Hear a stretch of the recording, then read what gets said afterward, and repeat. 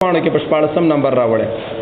او د څه حدیث د انسان په سوچ نه کړي واځي د مولا د اوریدونه نه یادېږي ګوره هغه د ثلاث من كن فيه وجد حلاوه الايمان د ایمان په خوان باندې سره نه پويږي سړی چې تب نیولې کنه څوک تب نیولې ګوره د خوګه وي ترخه ها ترخه ورته وي کنه څه ورته وي تب خوان نه پويږي موږ د ګناهونو تب نیولې د ګناهونو ثلاثن درې شیان دي درې صفاتونه دي او درې کارونه دي من كن فيه وجد حلاوه الايمان دا چې په چا کې دنه نو دا سره د ایمان په خون باندې پويږي د ایمان مزه ور کوي به د لپاره د مسلمانۍ ډیره ګران او عزتمند وي د لپاره کفر ډیر ګران او مشکل وي دا بیا غته نه ورځي یو صفت غته نه ورځي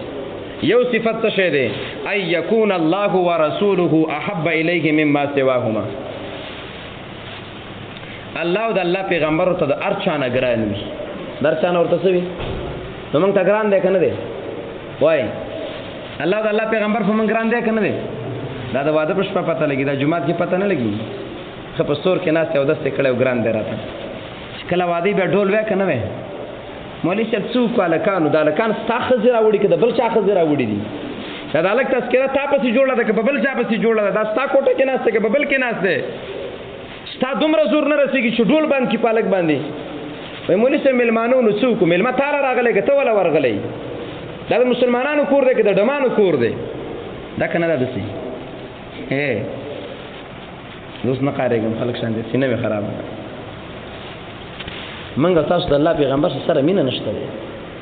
رواج چې راشي به څنګه چلی دا که نه ده قومي ډله ټپله چې راشي بیا مولوي صاحب تبلیغي صاحب مجاهد صاحب ټول په ډله کې ولاړ کې نه ولاړ خو په ناروا ولاړ په ډله کې ولاړ تا الله ګران دی تا د پیغمبر ګران دی د دې وجه نه ما نه بس څوک دا ګیله نه کوي ګوره ما څو خبرې لبی کنه زه کلاک سپیره وچه کلاک خبره کوم که د خو بیا مې کنه خپل کار کوه تا کور کې ډوډۍ ته نه ناس وره او کمال دام د چا چې زم ډوډۍ ته نه خورم ګوره خلک چې جرګوي نه کنه خېټه وګو کې واچي چې هوټل لور شي کور کې ساړه صابونه به مزل ته مال روش راوړوي خیال دې شو ورسته خلک شین چې غواړي دا ما نه سپین غونته شی راوړه شیریخ چورته او د چوډي راوړي او جرګي دا هم د خوشاله سړی ولا منډي وای اسین صاحب وو خپکیګو بنا ګوره زه د اصلاح په نت خبرې کوم وختان چې واړه کو پیغمبر طریقم د عالم نه تاسو کړه ټول اختان والا د سر بریت او ګیراو ټول انسان لباس کې متفوس کړه واده کې پمړی کې د الله بندګانو د دې مطلب دا ده د دې حدیث ټول خلک یو طرف ته ولاړ دي مخالفت کوي ته یوازې تبه ما ته الله او د الله نبی ګران دی زه چیرته هم د تاسو په ګناه کې ملاتړ نشم کولای دا سړی د ایمان په خوان پیګي دا چې کله کته او کله پورته خځه تشناب چپړی دار چا په خپګي کیږي دا ته کلمه دا وې چې دومره ډیر فائدہ ته نه درکوي نو یو صفت دا د یکون الله ورسوله احب الیه مما سواهما د الله او د الله نبی مینه ورته د ارچانه ګرانه یو مما سواهما کې ډېری خبرې دي وطنیت نه بدر تګرانه مونږ افغانان یو مونږ پښتانه یو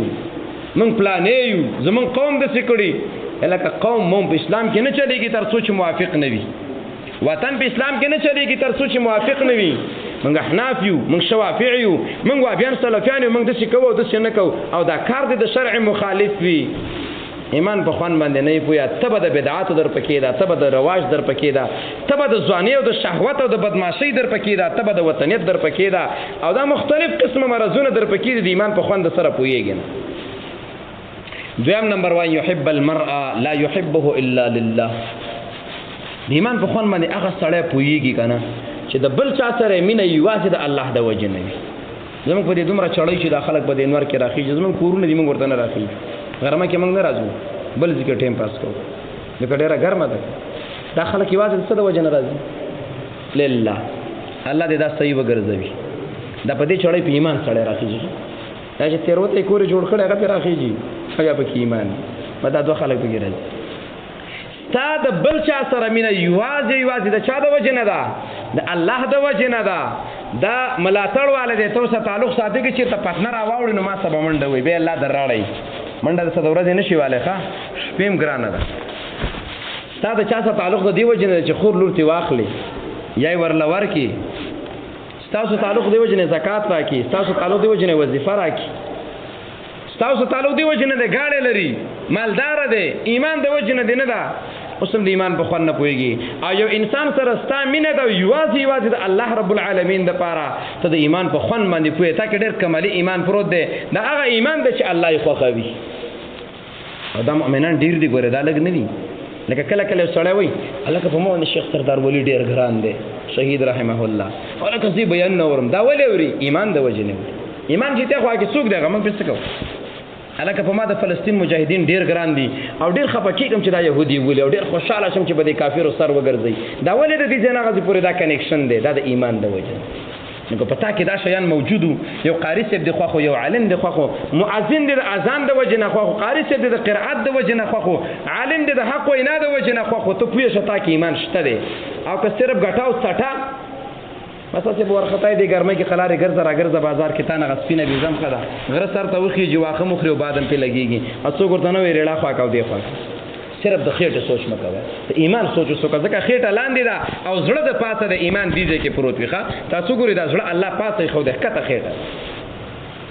نو محبت به یو بل څه د چا دپاره کوو د الله رب العالمین دپاره الله دپاره به کوو او دا دریم نمبر خبره و ان یکره ان یعود فی الکفر کما یکره ان یقذف فی النار څوک چې موږ ورته ارته یو نو خوشحاله یو خفه یو او خپې لګو که نه لګو 15 کسان سړی راکاږي دومره زور را پکې پیدا شي 15 کسان هم نشي وړلی دا که نه ده